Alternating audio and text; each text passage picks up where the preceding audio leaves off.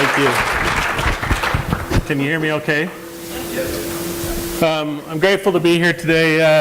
As he mentioned, Kyle Lemon works for me now. He's my VP of Operations. I just recently actually hired 3 BYU graduates. Kyle Freebairn is our new CEO. Kyle Lemon, both Kyles, we call him Lemon around the office, is our VP of Operations. And then a third one, our VP of Finance, Adam Larson. Coincidentally, they all came to school here together. When we hired our new CEO, Kyle Freebairn, he immediately went out to his classmates and said, you know, I'm a smart guy. I'm smarter than me.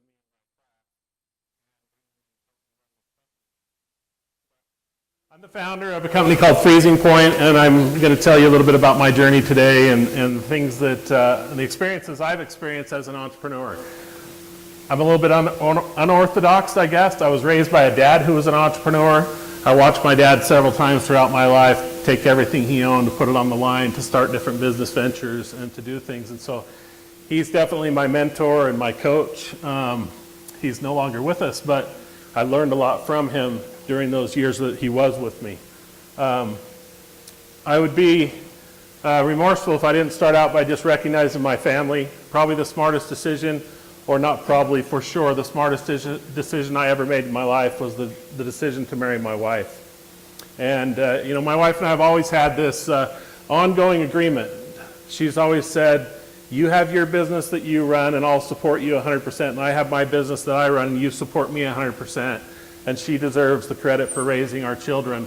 3 of my kids are here today, right down here in the front. I've also got Zachary, my son-in-law, here with me as well.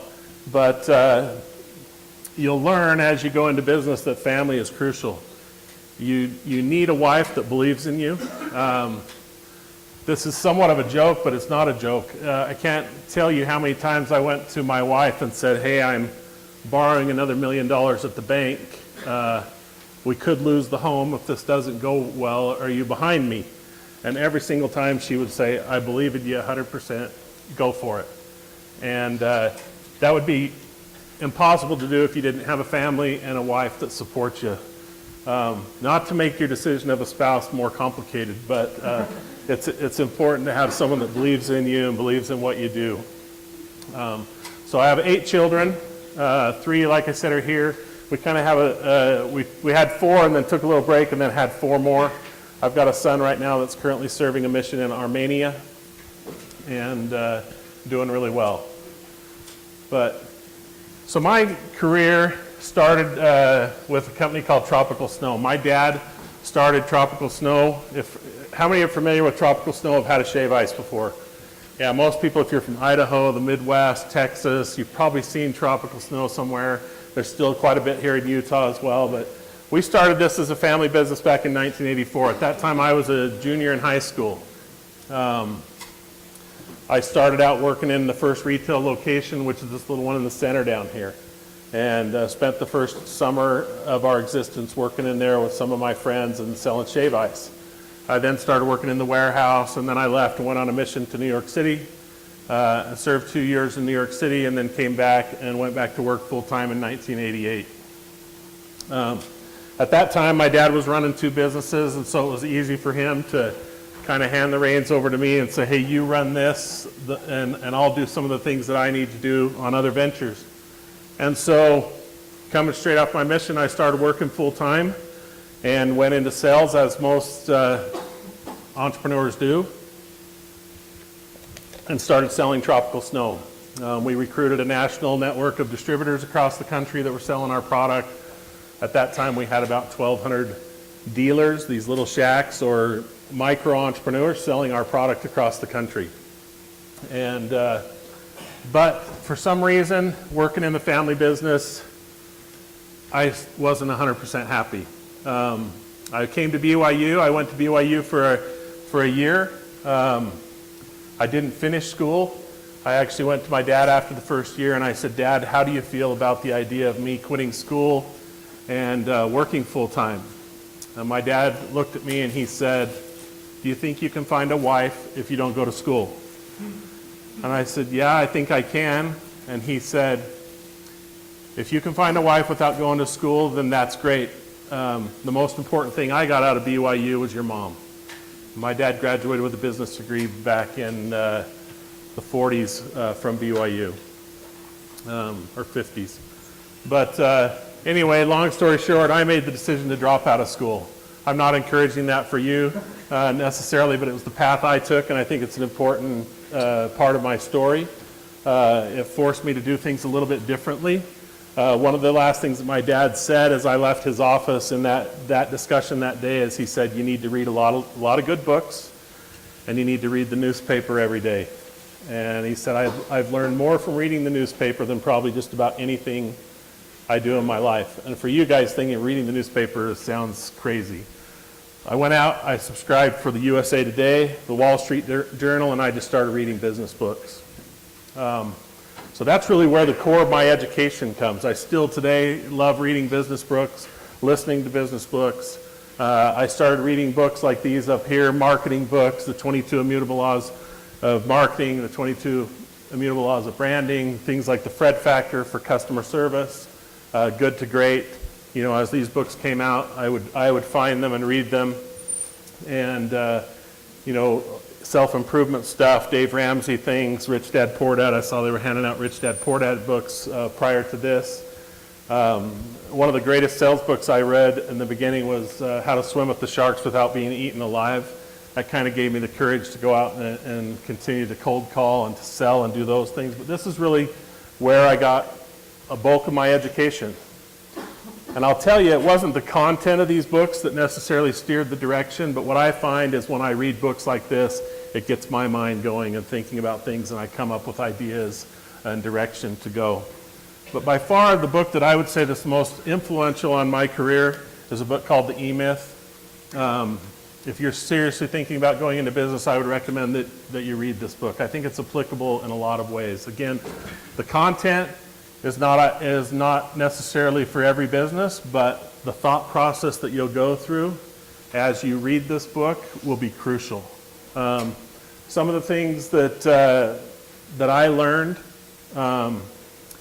is about being an entrepreneur was that I was a technician. I really wasn't an entrepreneur or a manager or any of those that he talks about in here, but I was more of a technician. I was good at doing things related to the businesses that I wanted to start, but I really didn't have a clue about a lot of the back end stuff and how to really make the business run and how to scale the business. But I remember after my mission, I was in a setting with a group of friends, and we found this little test, and it was about how to place you in a business where you would fit the best in a business. And we all, 3 friends, we took this test, and we found out that my one friend was an idea guy.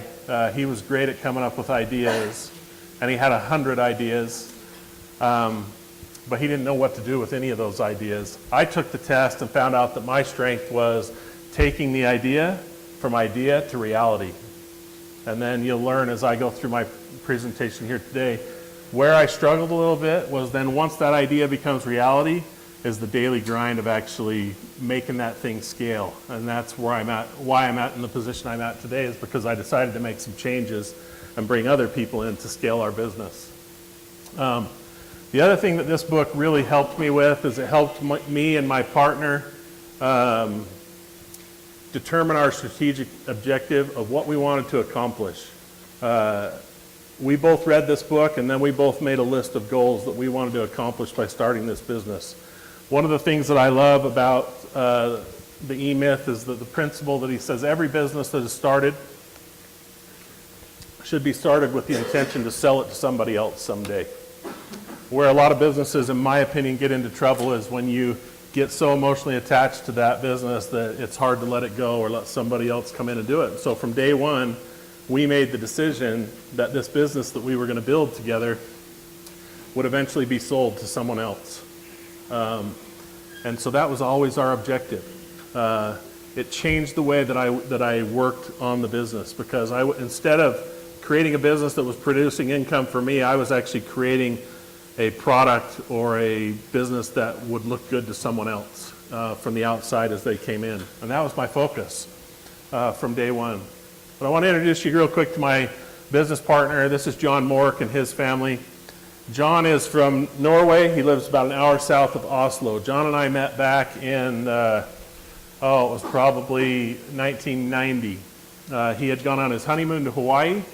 He had tried tropical snow at the Hilton Hotel where he was staying. He sent me a fax and said, I'm interested in getting into this business, send me some information. Long story short, he started doing tropical snow in Norway. I have to admit to you in the beginning, I thought this guy's crazy. You're not going to sell ice in Norway. It's just too cold. It doesn't work. But over a few years, he had about 250 locations selling tropical snow in Norway in the summertime. And in 1998, he came to me, 1998-99, he came to me and he said, hey, I want to expand my products. Can you create a slush product for me that I can sell into convenience stores in Norway? And so I said, sure, I can develop the product. Incidentally, for a lot of our product development, we use BYU here in Provo and BYU Idaho up in Rexburg through your food science departments to do a lot of our product research. And it's been a great partnership for us. It gives the students a real life learning situation to create products, and then it ends up with great products for us to use. So a lot of our products have been developed both here and BYU Idaho. So when I went to my dad and I said, hey, look, family business is not as fun for me anymore. I kind of want to do my own thing. This was in 2004, after I had developed a slush product for Norway. And that was around 1999. By 2000, 2001, John had about 1,000 convenience stores selling the product that I created for him in Norway. So we started talking about the idea of creating a slush product to sell in the U.S. market. And this is one of his amusement parks that he sells to over there. Phenomenal location, very successful. But so we started to do research on the market. I went to my dad and I said, no offense, but I want to start my own business. I don't want to do it on my own. But I didn't have enough money to do it on my own, so that's when I went to my customer in Norway and I said, hey, I want to start a business in the U.S. selling slush products into the convenience stores in the U.S. Do you want to be my partner? And long story short, he traveled I'll tell this real quick because this gives you an idea of the type of guy that my partner is. He flew over from Norway. We sat at my office. I had prepared a business plan, a lot of financials, different things to sell him on the idea that I wanted to do. And we sat down for about 10 minutes, and he took the pile of papers, and he pushed them into the middle of my desk, and he said, this is stupid. And I said, well, what do you mean? And he said, either I trust you 100% or I don't. And the reality is I trust you 100%. How much money do you need? And I told him what I needed for him to be a 50-50 partner with me.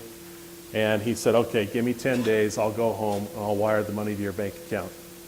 And he totally trusted me. And that means a lot, to have a partner that trusts you. And I'll tell you what it does, it makes you run your business differently. Never once have I gone to dinner with friends and paid for it on a company credit card because I'm accountable to a partner in Norway. I can't just go on vacation and say, well, I'm going to justify it because I'll go visit some convenience stores because I'm accountable to a partner in Norway who totally trusts me. And so I consider it a big blessing because it helped keep me accountable, and it made it easy for me to make a lot of the ethical decisions that people struggle with when you own your own business. And so I'm grateful for him as a partner. But we decided to go in business together and that we would start this business together, so we started to do market research.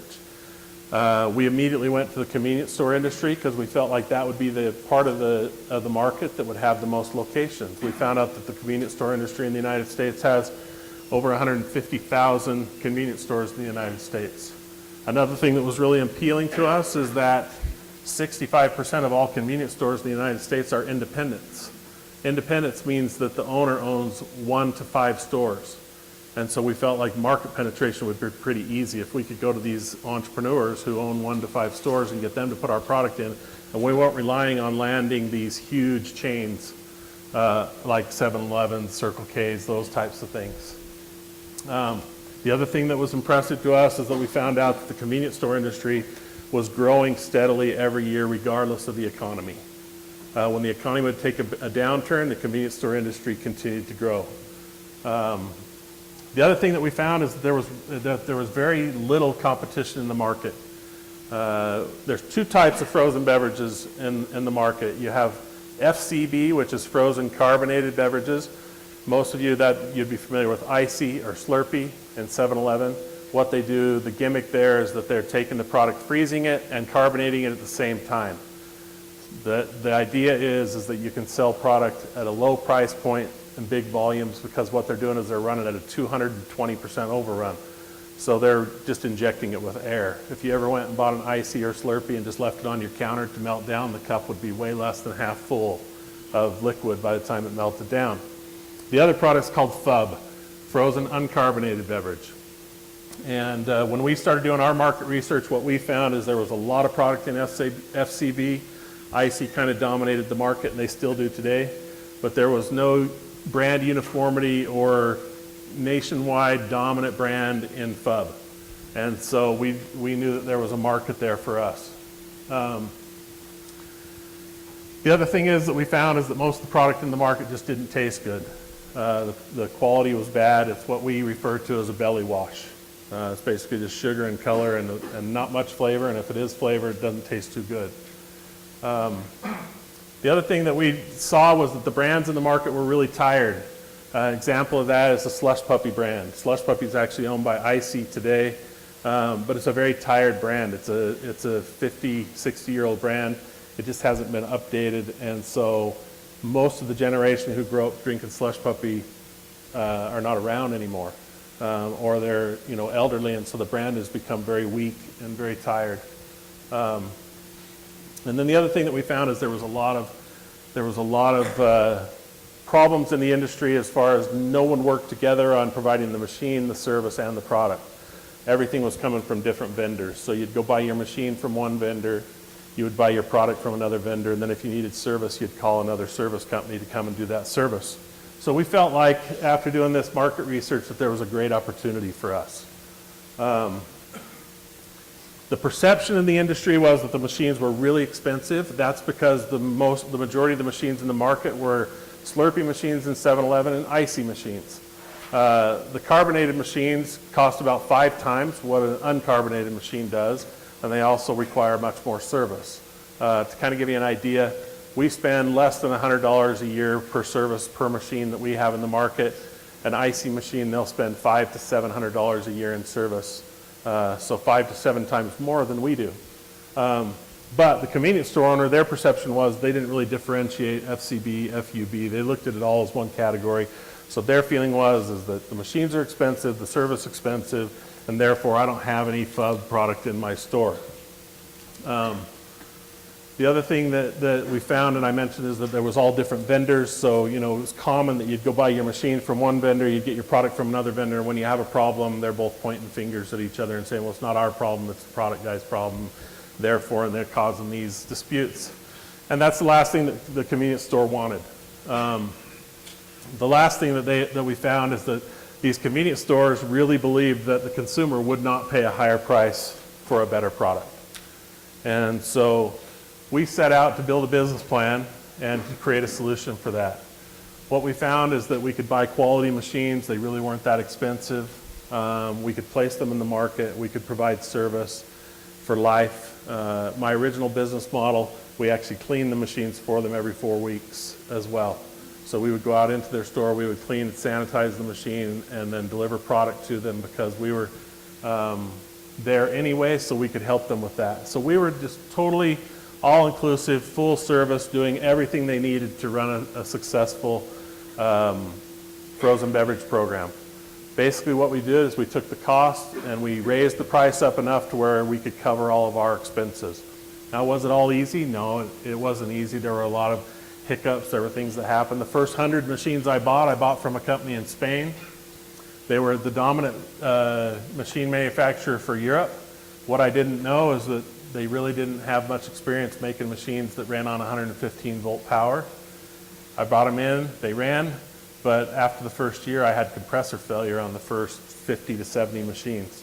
So I had to find an American supplier. So there's things that we hit, roadblocks that we hit, but fortunately we were able to persevere and push through. And then the last thing that was really our thing is that we exceed the customer's expectations by keeping our promises. It was amazing to us how many companies in the industry just weren't keeping their promises. They would go in and they'd get a machine there, and then they didn't offer much support after that. So this is kind of our program. Our goals, as I said, we sat down and we made some goals. These are just a short list of the goals that we had on our paper. Our first one is we wanted to become the #1 FUB brand in America. And that was our goal from day one. And we really kind of made the determination that we wouldn't stop until we get there. And then our original feeling was that we would work in this business for 10 to 15 years, and hopefully by that point it could be sold to someone else, or we could bring in some outside capital. For me, goals that were on there, I wanted to be financially independent by age 50. I wanted to be able to retire by age 60 so that I can serve the church, go on missions, and do those types of things. And then the other thing that we both had on our list was we wanted to help other people also become financially independent. So we wanted to be able to make enough money so we could pay people well and help them, achieve their goals as well. So Freezingpoint, the company, was born. That was the easy part, coming up with a name for a company, Freezingpoint. We both agreed on that. We came up with it. One of the things that I strongly recommend is that, for me at least, to set up a company is to find a good attorney and get some legal advice to help you. That first year we were in business, to think of the thought of spending $5,000 to pay our attorney was hard. But I can tell you that the money that we paid our attorney to help set up our corporation so that it would last then and into the future was worth every single penny. And we found a good attorney that helped us to do that, and we set up Freezingpoint. The next step was to come up with a brand.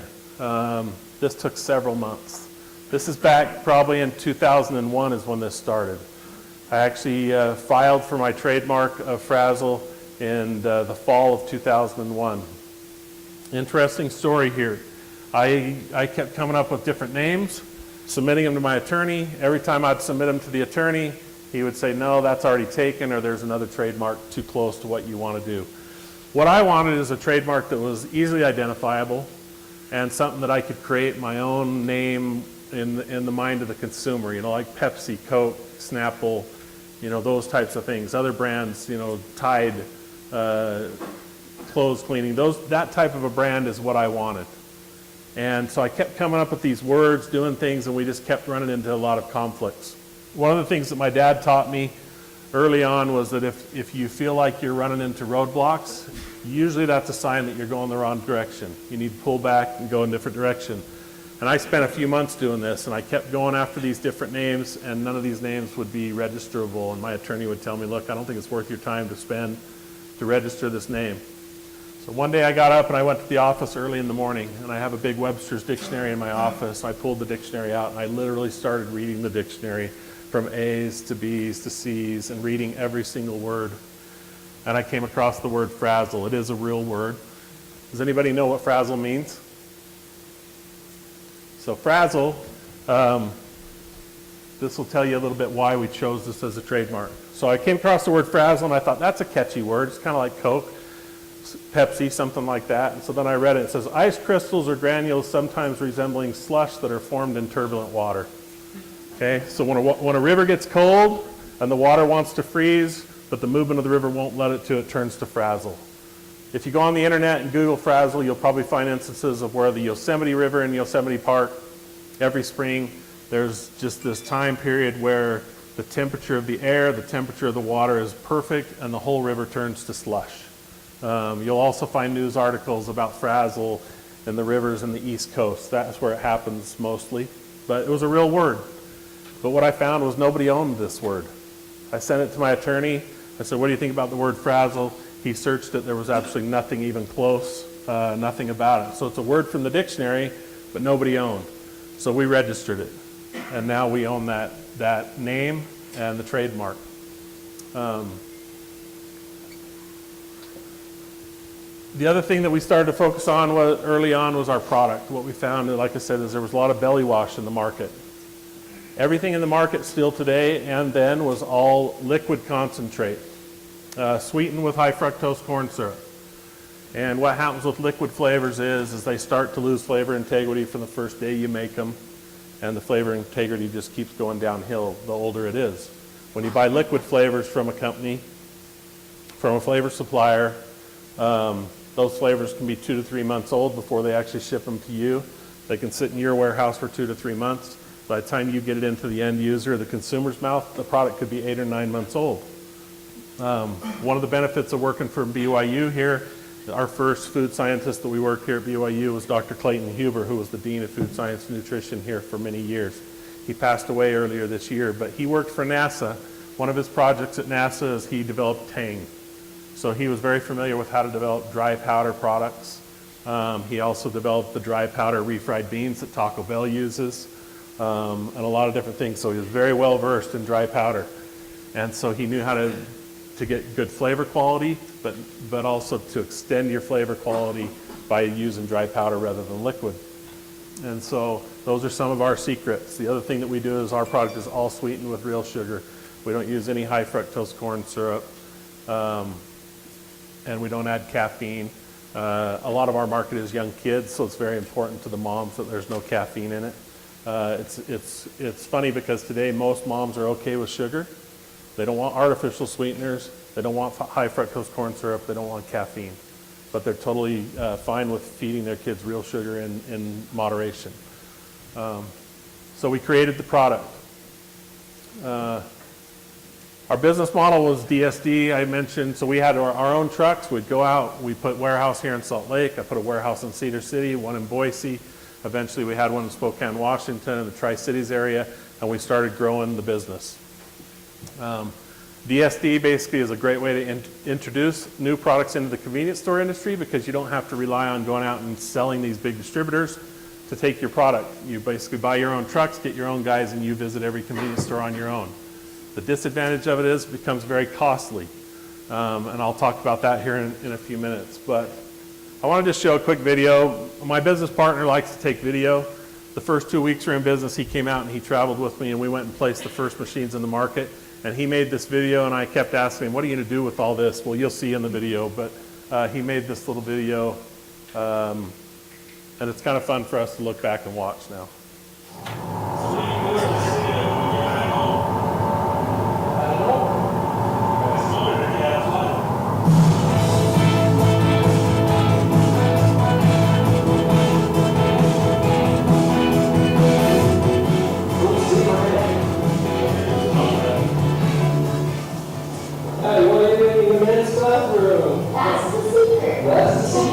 So don't tell anyone we're mixing the flavors in the shower. Okay? So now it's about 7 o'clock at night, we're doing our first batch.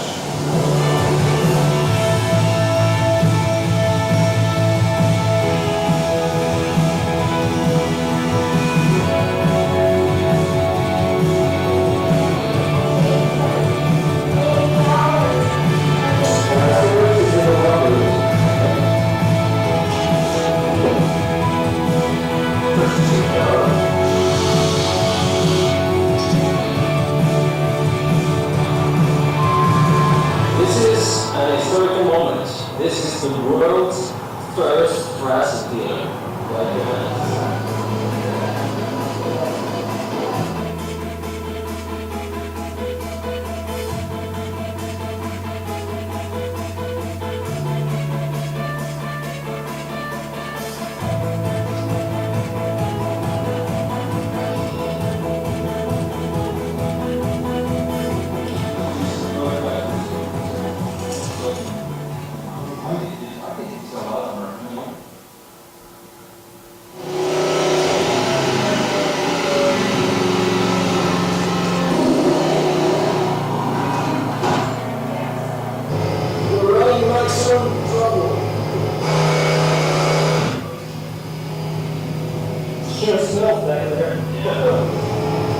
So this is our first location. I think it's still marketing.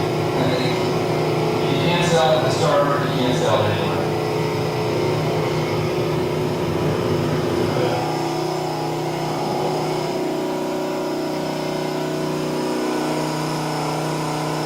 We can clean the machine once a month so we don't have to worry about any of those headaches. Rollins can be our service guy up here. It's a good little way of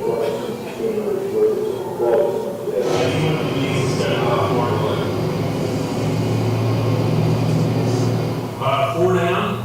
Yeah, at least 3.5 out of 4. 3.5 out of 4.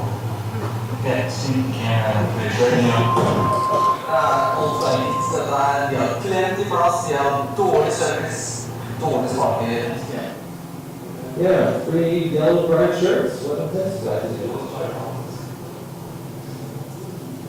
Hei, her kommer vi. Vi vil snakke med Food and Beverage Manager, og det fikk vi. Det fikk jeg til. Right? System, we provide a machine, we actually come by and service the machine every 2 weeks, once a month, we have a cleaning machine. We help you with marketing materials. He's real hesitant there at first, I'm not kind of negative and saying, no, this product won't, make it. And then once he tastes it, then start doing this whole attitude change. You notice that?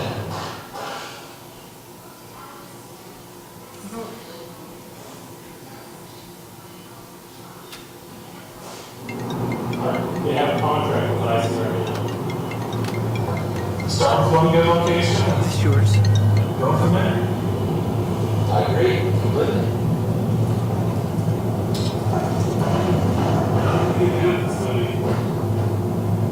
I don't know.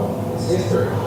Som visar att man var lite annorlunda start. Och vi vill ha det till nästa möte som You guys see the corporate office, man. får den vanliga världen. Corporate office. You can contact Charlie or Sean at the home office, and they will set up a meeting. But we just had some success. Another K66, one of the owners over there, and they're excited about the product, and we placed our second machine. Listen to a message from the guy from Kansas.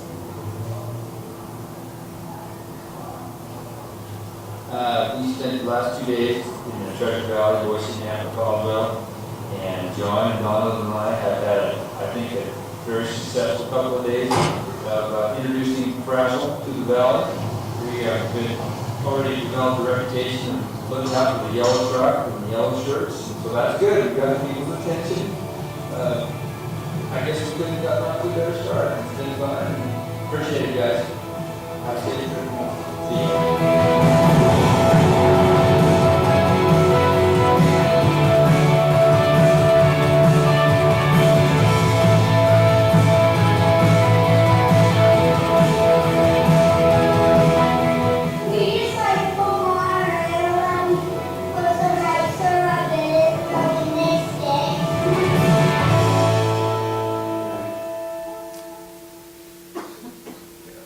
So that'll give you a taste of our first days. I can't tell you how many days I spent in a truck building the model. I would load a used Penske truck up here in Salt Lake. I'd put 30 or 40 machines in it. I'd leave the house and I'd tell my wife I'm not coming back until I place these 30 or 40 machines in the market. And I'd take off and I'd go from convenience store to convenience store and I'd meet with the managers and then we'd place machines right on the spot. And that's how we started building the business. The first year we placed about 100 machines in the market. Like I said, a good majority of those failed. We had to replace them the next year, but the next year we grew to 200, 300, 500, and then up to, by 2010, about 800 machines in the market. But I'll be honest with you, every year I questioned, is this gonna work? How is it gonna work? I was having a hard time figuring out how I'm gonna get enough machines in the market to have enough critical mass to produce enough income to continue to finance growth. One of the tricky parts with our business model is we buy all the equipment. So we place it all into the stores on our dime, and then we make our money back over the next 2.5 years by selling them product at an upcharge basis. And so it was a continual struggle, and we bootstrapped it. We were borrowing money on our homes, we were borrowing money from neighbors, relatives, whoever we could. We'd find people and they'd loan us $50,000 and we'd pay them 10% interest. My dad always said 10% interest is standard interest because that's what we paid the Lord. And so whenever I'd borrow money from my dad, he'd say 10% interest is fine. And so he taught me that from a young age. My dad didn't give me anything for free. When I was a kid and I wanted a trampoline, I went to my dad and I said, I want a trampoline. He said, you go get your brothers and sisters to come up with half the money and I'll put in half the money. And that was kind of the way we did. So I'd borrow a little bit of money from my dad, I'd borrow a little bit of money from my partner's dad, and we would do this every year and slowly started to grow this. But I'll be honest with you, after we were into this 6 years, we were both still wondering, is this going to work? And how do we make it work? We had made the decision that we weren't going to draw any money out of this company until it started making money. We were going to take all the money and put it back into machines. And frankly, for me, it was one of the biggest blessings in my life. And I'll talk a little bit more about this, but I had a lot of pressure. And a lot of the pressure on me caused me to turn to the Lord and turn to my Heavenly Father and say, hey, I don't know if I can make this. I need your help. And he did. He started helping us. Just out of the blue in 2010, well, we decided we needed to change the model, but out of the blue in 2010, I got a call from a distributor in Salt Lake called Core-Mark. Core-Mark is the largest distributor to convenience stores in the nation. They have 26 distribution centers in the United States. They have 4 distribution centers in Canada. They distribute to about a third of the market nationwide. Core-Mark Salt Lake called me into their office and they said, hey, we've been trying to compete against you for 3 years with competing products like Jolly Rancher, Alligator Ice, different products. We can't pick up any locations. You guys have got the market locked down. We want to distribute your product. I tried not to act too surprised or too happy. I played cool and I said, hey, give me a little time to think about it. I need at least a week, because if I change this model, and this was my concern, is if I change this model, a lot of people are going to lose their jobs, because I had about 11 drivers driving trucks at that time, had different warehouses. But I went back and started playing with the numbers, and it made a lot of sense, because Core-Mark said, look, we'll distribute it for a 10% markup. I was spending about 30% on distribution costs at the time. And so, long story short, I made a decision to switch to Core-Mark and to change the entire business model. Now, because we were DSD and we were doing all the service, it required that we go out and find a service partner. We started the first year with the company that provides our machine and had a horrible experience. And so one day I was thinking about what I could do, and I thought I'll go to my largest competitor, because they have 650 service techs in the market, and I'll see if they'll do service for me. And I went to IC, and I'd tell you, all my employees thought I was crazy. You're going to go to our biggest competitor and see if they'll do service for us? I said, yeah, they're our only hope. They have the largest service organization in the nation. So we changed the model. I made an agreement with IC.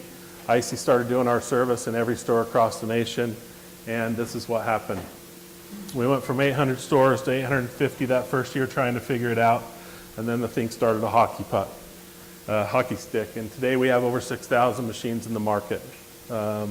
Last year I had decided that we would have a liquidity event, sell part of the company and get a private equity company in that could fuel the growth into the future. We have 6,000 machines in the market today. Our goal this year is to place 6,000 machines in the market. So we'll double the business this year. And I think that's very realistic. Like I said, today there's about 165,000 convenience stores in the market. We're only in 6,000 of them. We've barely scratched the surface. And so this is when things get exciting.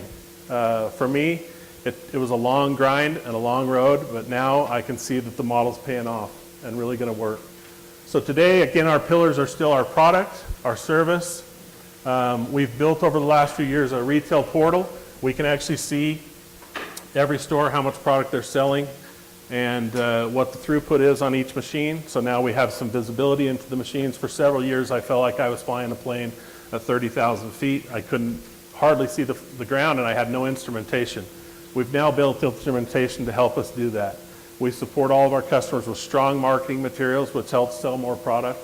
Our bundle program that I've talked about, where we provide the machine, is our core product and the thing that carries us through.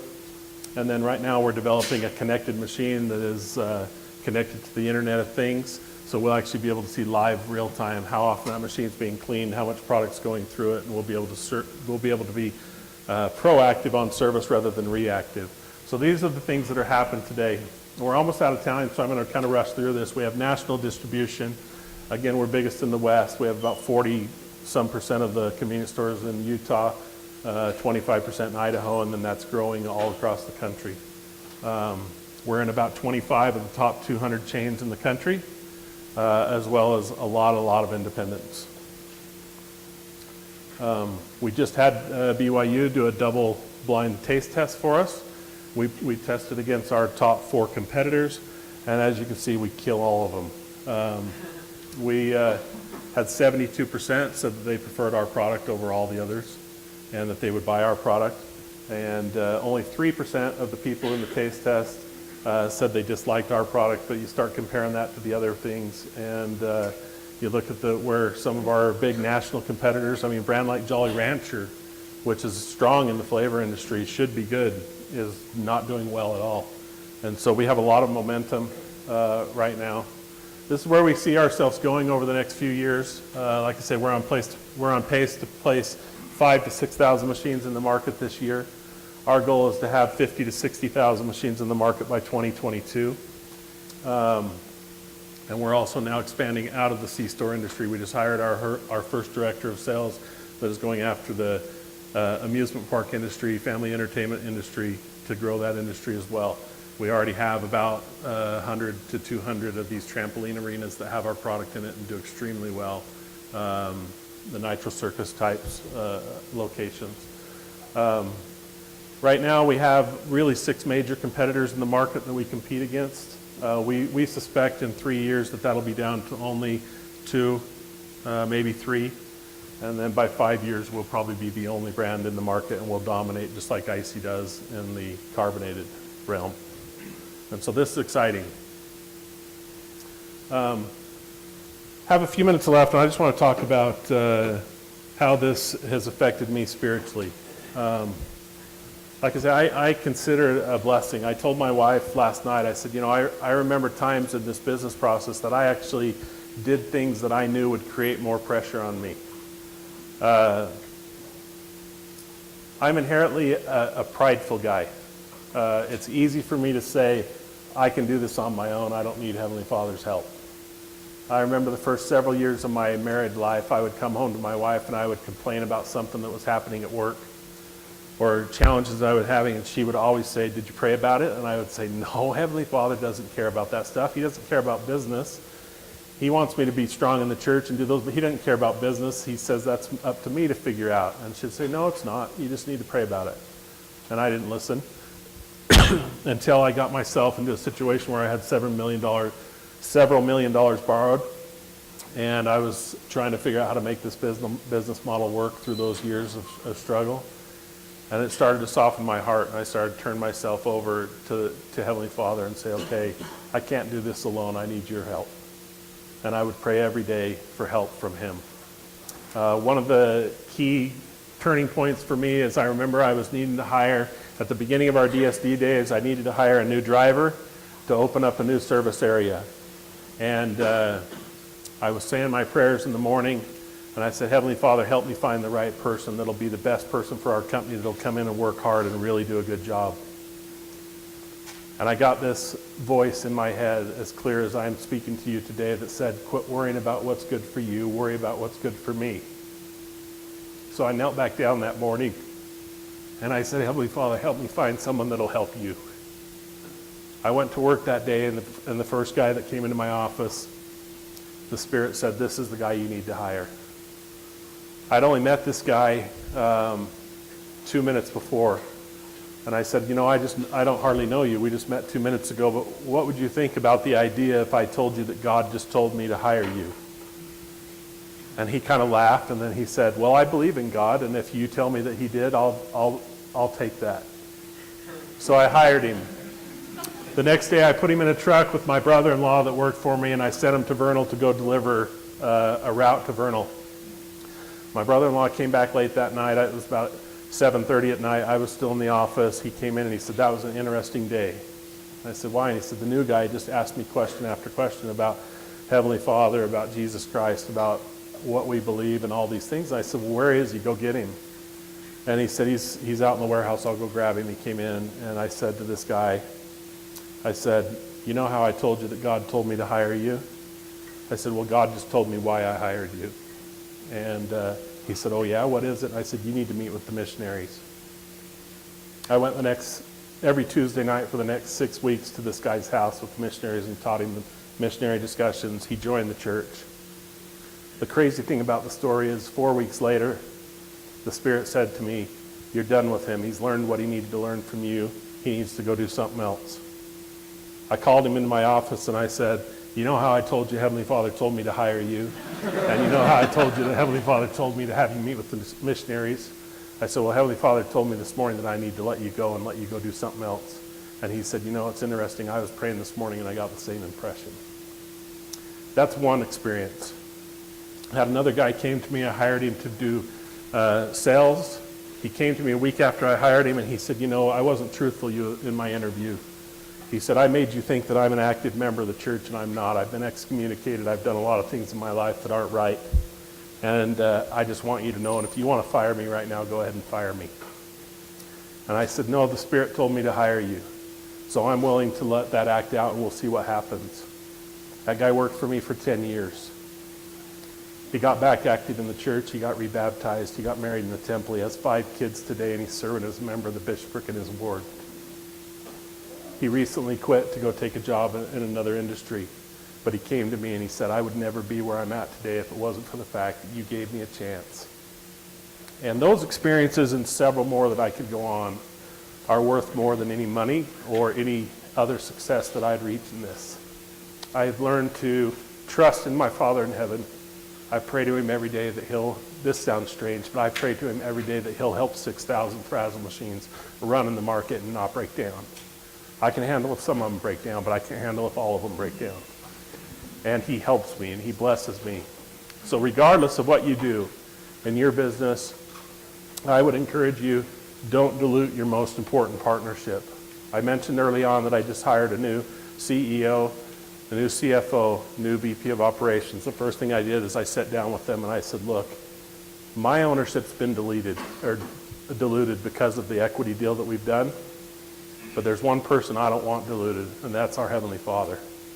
And I challenge these 3 guys to say, "I want you to pray about every decision you make every day because he's helped me to get to this point and he'll help you to make your decisions."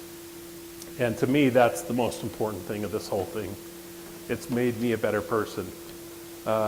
Yes, we're financially sound. The future looks bright. We're going to make a lot more money at some point as this thing is sold again. But the most important thing to me at this business and the relationship that I have with my Heavenly Father, and that he's helped me, and that this business has really been my refiner's fire. And I often think if I wouldn't have chose this course, how would I get there? And it's very possible that I would have chosen much different paths and maybe not be where I am today spiritually. And so that's the last thing that I want to leave with you, is just the importance of that. And then just 3 final thoughts and then we'll be done. For years I've had these 3 signs on my desk. One says, "I am the problem, I'm also the solution." When you're an entrepreneur, you can't blame somebody else if your business doesn't work or the idea that you have doesn't work. It all rests on you. You're the problem, but you're also the solution. If it's not working, you've got to make the changes to make it work. The other sign I had on my desk, it's not how many ideas I have, it's how many I make happen. It's very easy for all of us to sit around and come up with 1,000 ideas. It's very difficult to take those ideas and make them reality. That's really the biggest challenge to me of being an entrepreneur, is take those ideas and make them a reality. And then the very last one, this was a sign that my dad